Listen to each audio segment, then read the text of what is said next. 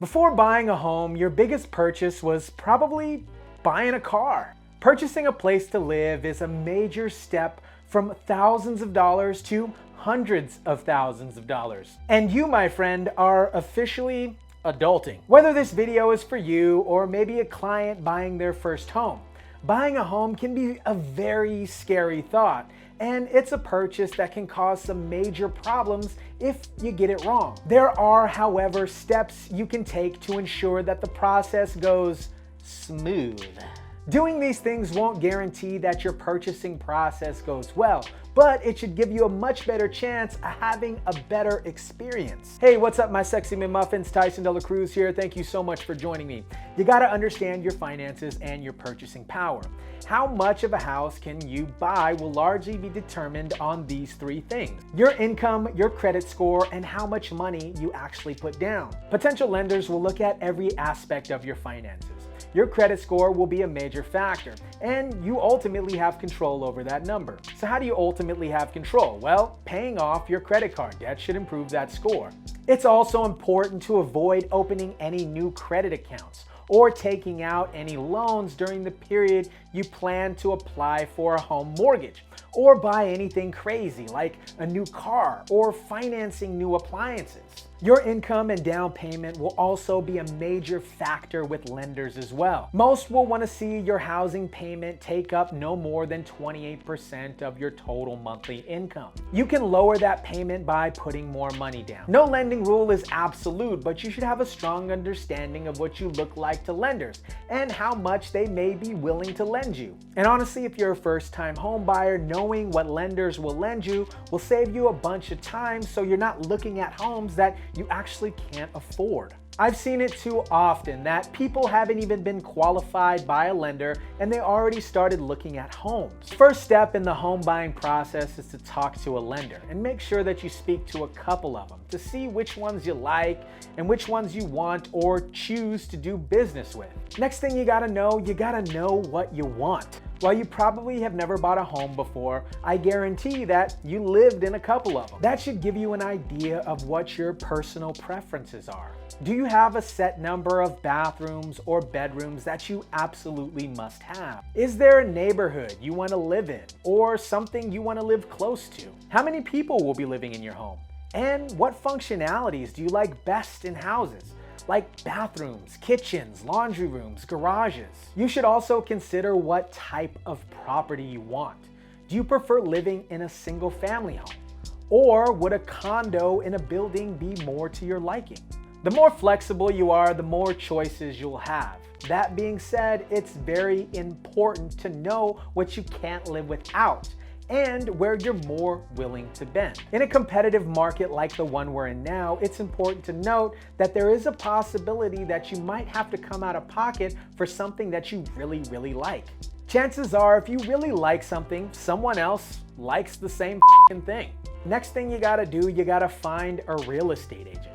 Choosing a real estate agent is a bit like dating, in that you can see more than one before actually making your decision. You can do that by seeing properties listed by a specific agent and getting to know him or her. In many cases, people you know will also recommend agents that they worked with in the past, or maybe you have relatives in the field. You want to link up with a real estate agent that you feel comfortable with, somebody who puts your needs first, not their commission. It's your first home purchase and you need a lot of hand-holding, and you might want to see a lot of options before actually submitting an offer. Find someone focused on putting you in the right house above everything else. Here's a little side note and something to keep in mind of here. I would personally go with someone who is a full-time agent. They typically have more experience and understand current market conditions. Next thing you gotta know about your first home purchase, that it's probably not forever. Your first home probably won't be the one that you live in for the rest of your life. I guarantee it. I see it too often. This is going to be my forever home. Yeah, right. More than likely, you'll outgrow that house and either sell it or rent it out. Focus on something that meets your needs now and also fits into your budget. Be willing to compromise to a point, because it's very hard to find the absolute perfect home. On the other hand, don't settle and buy something you don't like just because the process can be somewhat frustrating. A tight housing market can make things hard on first-time home buyers. Just take your time, be patient, prepare as much as you possibly can, and trust that you will eventually find the right home for you and your family. Finding the right home and making an offer. Congratulations, you found a house that you absolutely love. Talk things over with your agent and ready to approach the seller with a compelling offer. You gotta be like Rocky Balboa here. You gotta be a mental tiger. Go ahead and drop that eye of the tiger beat right here, bro.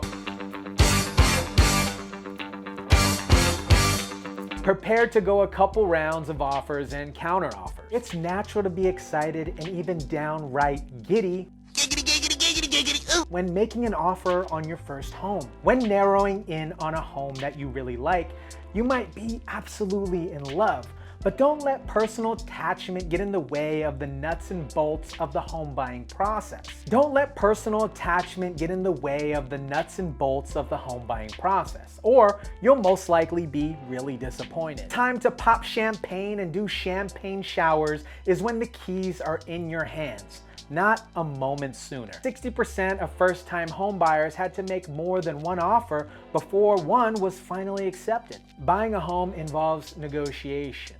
And like all negotiations, there's a strategy. The things you'll need: earnest money. Your real estate agent should be able to guide you through the benefits of earnest money deposits, which is sometimes required by the seller and most of the time offered in good faith. Earnest money is, well, it's earnest money.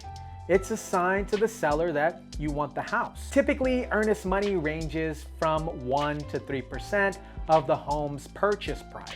And no, it doesn't directly go into the seller's pocket regardless of the outcome. If the deal falls through, in most scenarios, the earnest money deposit is returned back to you. Money is held in escrow until the day of closing, and it's put towards the closing costs of your home. Next thing you're gonna get is a home inspection. The goal of the home inspection is to make sure that all major systems and structures in your prospective home are in working order. The home inspector evaluates things like plumbing, electrical, HVAC, roofing, exterior walls, fireplace, pools, and basements. Testing is generally done for harmful effects like mold, radon, asbestos that may be lingering within the property. The inspector will follow a checklist to make notes of any systems that may need early repairs or that aren't functioning properly. You can expect a home inspection to run you anywhere from $250 to $400, possibly more if the home tops over 2,000 square feet. And in some cases that might be more if you've requested extra inspections such as sewer, radon, or mold. Little side note here, average home values by zip codes and square foot are the biggest drivers for higher fees on the home inspection. Don't go into the home buying process if you're going to spread your budget or spread your cash flow too thin.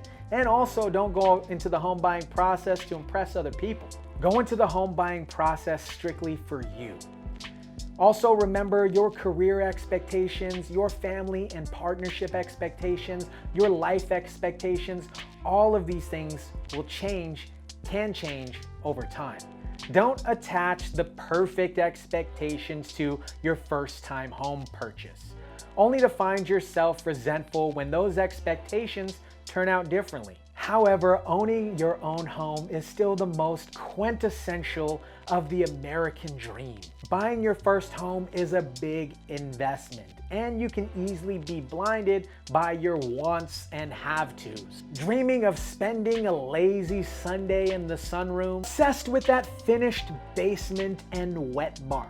We get it, but your first home is more than just a home. It's an investment. If you choose right, it'll be amazing. Or it can be a financial disaster if you choose wrong. By choosing correctly, it can produce income and equity for the years to come, long after you moved on to bigger and better spaces. There you have it, guys. If you enjoyed this video, go ahead and smash that like button down below. As always, be kind, rewind. Peace.